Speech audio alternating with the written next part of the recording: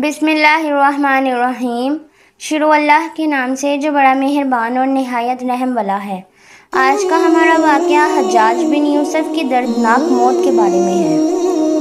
हज्जाज को अब्दुल मलिक ने मक्का, Medina, Taif और यमन का नाइब मुकर्रर किया था और अपने भाई बशर की मौत के बाद इसे इराक़ भेज दिया, जहाँ से वो कूफा में दाखिल हुआ।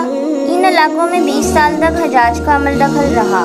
इसने कूफे में बैठकर ज़बरदस्त फतूहात हासिल की। इसके दौर में मुसलमान मुजाहिदीन चीन तक पहुँच गए। हज्जाज बिन यूसुफ ने ही कुरान पाक पर अराब लगवाए।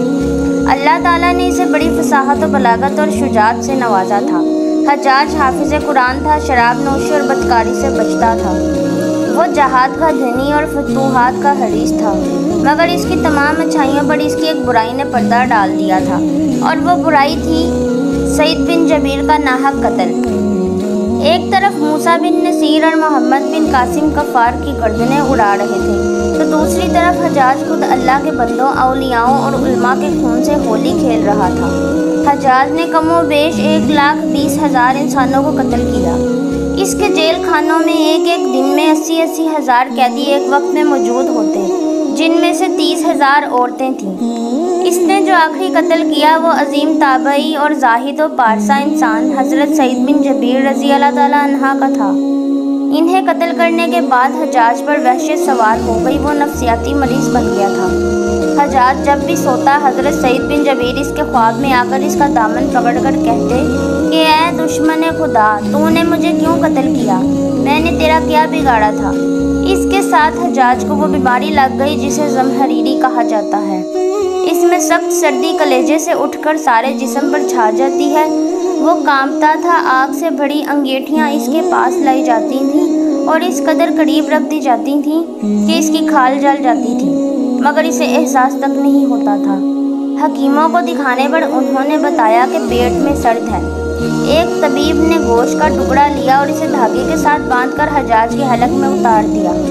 थोड़ी देर बाद धागे को खींचा तो इस गोश्त के टुकड़े के साथ बहुत अजीब नस्ल के कीड़े लगे हुए थे। इनसे इतनी बदबू आ रही थी कि जो पूरे 1 मुरब्बा मील के फासले पर फैल गई।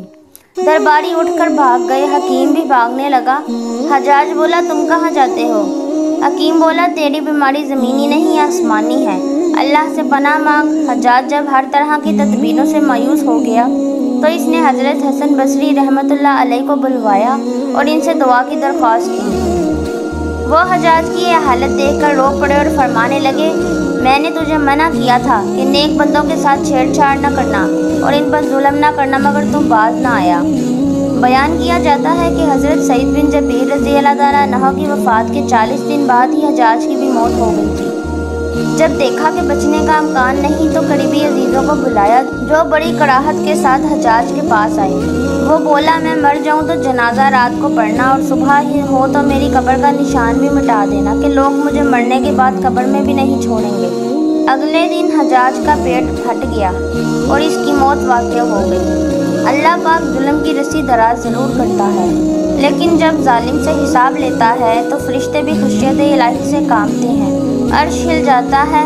अल्लाह ज़ालिमों के जुल्म से हम सबको महफूज रखे। आमीन सुम्मा आमीन। ये हमारा आज का वाक़या था। अगर आपको स्टोरी पसंद आई है तो चैनल को सब्सक्राइब कर दीजिए और लाइक और कमेंट करना मत भूलिएगा। अल्लाह हाफिज़।